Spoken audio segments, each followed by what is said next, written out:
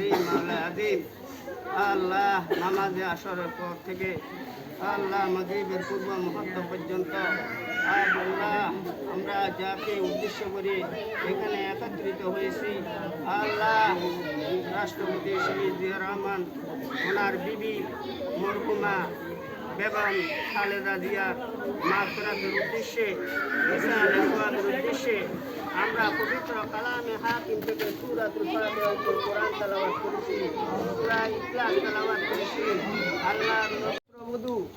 আল্লাহ নাইনাথপুর যারা আছে সকলকে সেহাতে আফিয়া দান করি। আল্লাহ সর্বভৌমত্ব বাংলাদেশকে হেফাজত করিয়ে।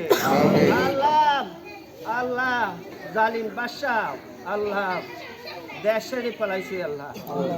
আল্লাহ অনেক ওলামায়ে কেরামদেরকে কষ্ট দিয়েছে। আল্লাহ সাহেবের মতন আল্লাহ বিশ্বের মুফাসসিরে কোরআনকে আল্লাহ কারাগারে মৃত্যুবরণ করতে হয়েছে। আল্লাহ আমাদের সকলকে আল্লাহ বিএমপির পক্ষে ভোট দিয়ে আল্লাহ আমাদের বোর্ডের আমানতকে রক্ষা করার আল্লাহ তৌফিক দান করুন।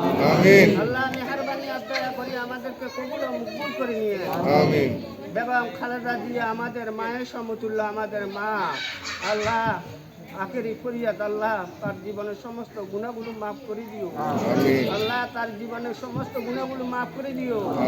আল্লাহ একজনের টাকার পাহাড় বানিয়েছেন। আল্লাহ জিয়ার শহীদ আসসালামু আলাল মুরসালিন ওয়ালহামদুলিল্লাহি রাব্বিল আলামিন ওয়া লা ইলাহা ইল্লাল্লাহ।